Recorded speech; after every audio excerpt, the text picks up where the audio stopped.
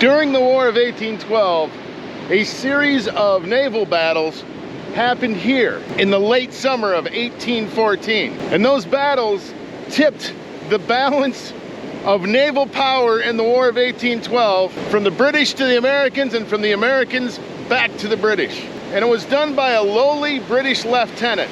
And he didn't have a single ship under his command when he turned the tables back to the British. This is the story of Lieutenant Worsley, the Tigress, and the Scorpion. I'm Chuck. I'm Poppins. It's freaking windy out and pretty cold. And we're at Wasaga Beach in Ontario. The channel's Restless Viking. Let's investigate this story.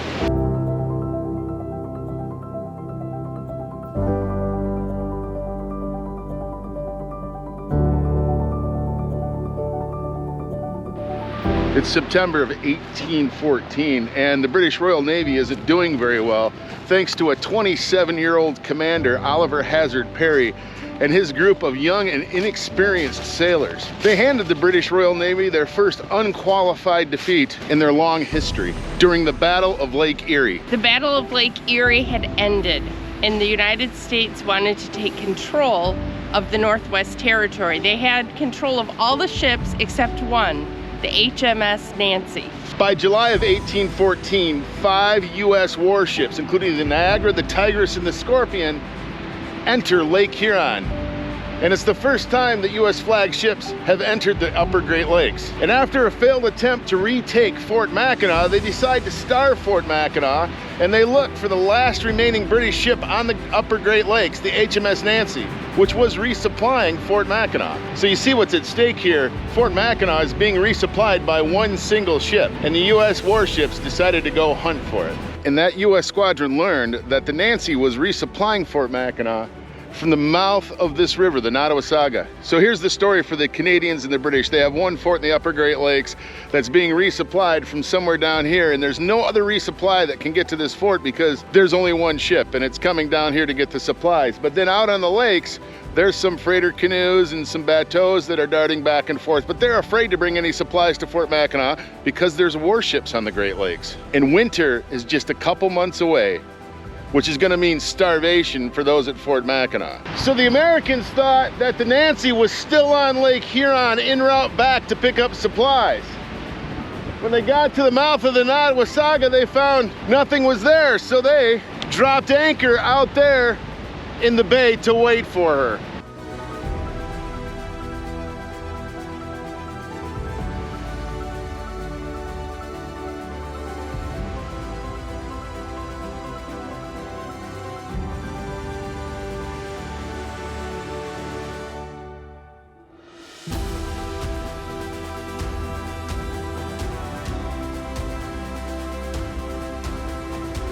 So Lieutenant Worsley, his 21 sailors, 1 midshipman and 9 Canadian voyagers, and a few indigenous, got word that the Americans were coming to hunt them down, so they towed the HMS Nancy from the mouth of the Nottawasaga a mile to here, to what's called Nancy's Island. And not only that, he actually took supplies off the Nancy and took them further upriver by canoe and dropped them and hid them in case the Americans got the ship. Lieutenant Worsley had his ship right here in the Nottawasaga River, while the Americans were right over there, just over the sand dune. So the next day, the Americans are anchored right out there, and they send some troops ashore to set up an encampment and to forage for some food. And to their surprise, when they land here, right over that white building is where Worsley was on an island. The river's right there. Imagine their surprise when they came to set up an encampment and they saw the ship that they were hunting in the river, just sitting there with a blockhouse. So the Americans, about 200 yards that way on Lake Huron, started firing over the dune at the blockhouse. So even though there was a ship here, there was also a blockhouse with cannons, and they were firing to destroy that cannon. They even went so far as to unload a howitzer into the sand, drag it up onto the dune, and start firing where the blockhouse was, but they weren't shooting at the ship.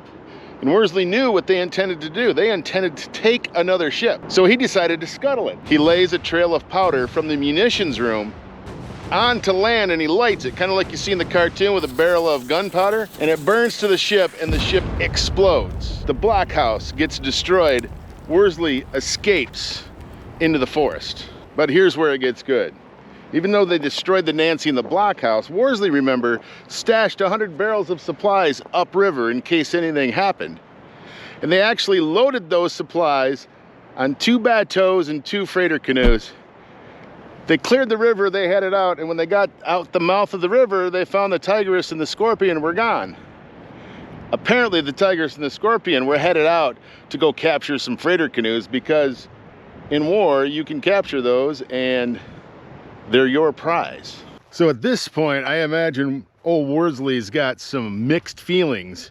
He just lost his ship, lost the blockhouse, and the people counting on him at a remote fort weren't going to get their supplies. So he heads across 360 miles of Georgian Bay and Lake Huron, paddling and rowing to Fort Mackinac. Now, I've spent a lot of time on the Great Lakes in a small boat, and I can tell you that a 360-mile journey over 6 days is not for the faint of heart, especially late in the season. But not only did they have to face the weather of the Great Lakes, but because they were being hunted by gunboats. 6 days after they leave the Nottawasaga River, they arrive at Detour Passage, where they spy the Tigress and the Scorpion. So Worsley and his armada of small boats turns tail and heads to shore and hides. They conceal the boats and they take one of the canoes 40 miles to Fort Mackinac. In one evening, apparently, they passed within a few feet of one of the gunboats. And on September 1st, they reach Fort Mackinac, and Worsley accomplishes, despite the great odds, the mission of bringing some resupply to Fort Mackinac. But our old boy Worsley wasn't done yet. You see, there was still this business of turning the tide of the war in the upper Great Lakes. When Worsley arrives, he immediately requests from McDougal, the fort commander, that he provide reinforcements so that he can go attack the Tigress and the Scorpion. And McDougal, for his part, gave him 4 boats and 60 Royal Newfoundland fencibles. Now, I know what you're thinking. This guy's kind of crazy, but so are 60 Royal Newfoundland fencibles. So late the next day, they set off for Detour Passage. 3 boats containing Royal Newfies with their lieutenant in command, Lieutenant Bulger, and Worsley in another boat. Lieutenant Bulger had a 3-pound railing gun, and Worsley had a 6-pound cannon. And with incredible foresight, Lieutenant Worsley had secured those guns before the Nancy was attacked and brought them with him. And the day after they set off, they landed on Drummond Island. And the next morning, Worsley and Livingston went scouting, and they found the Tigress a few miles away near Burnt Island. They make the preparation, and when night falls, they push off to close the few miles to the Tigress. In the wee hours of September 4th, Worsley's 4 boats quietly approached the Tigress. There were 31 American sailors, and the watch didn't spot the approaching small boats until they're too close for the guns to be effective. So Worsley with his 2 boats came along the starboard side, and Lieutenant Bulger with 2 boats came along the port side, and they all swarmed the deck of the Tigress. And it was a sharp struggle. 3 Americans were killed, 3 Brits were killed, 6 Americans were wounded, and 7 Brits were wounded, including Lieutenant Bulger. It was called a cutting expedition, where a small boat overtakes a larger boat by sneaking up on it. And these guys just performed a textbook cutting expedition. So in the vast wilderness at the time of the upper Great Lakes, Worsley had just accomplished a pretty stout task. But I know what you're thinking. There's another ship out there called a Scorpion, and Worsley wasn't done yet. So Lieutenant Livingston was sent out to scout for the Scorpion. And he came back 2 hours later and he said that the Scorpion was approaching them.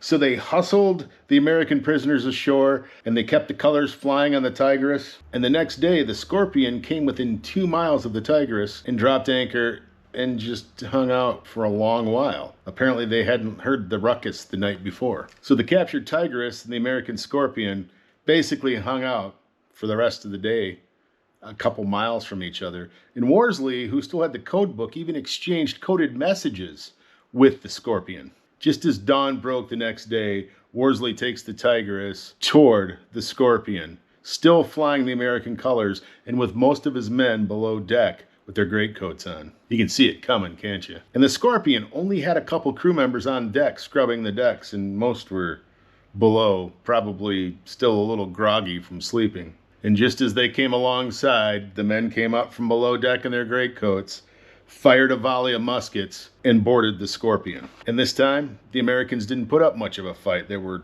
2 killed and 2 wounded, and there were no British casualties. And now, thanks to Worsley's tenacity, the British have complete control of the upper Great Lakes, and Fort Mackinac will be resupplied. That's quite a story. So the Tigress and Scorpion were renamed the Confidence and the Surprise under the Royal Navy. They returned to Nottawasaga, picked up fresh supplies for the fort, returned by October, and Fort Mackinac had enough supplies to last till the end of the war. Lieutenant Worsley died in 1835, and to honor his tenacity and his courage, they named a street after him in Barrie, Ontario.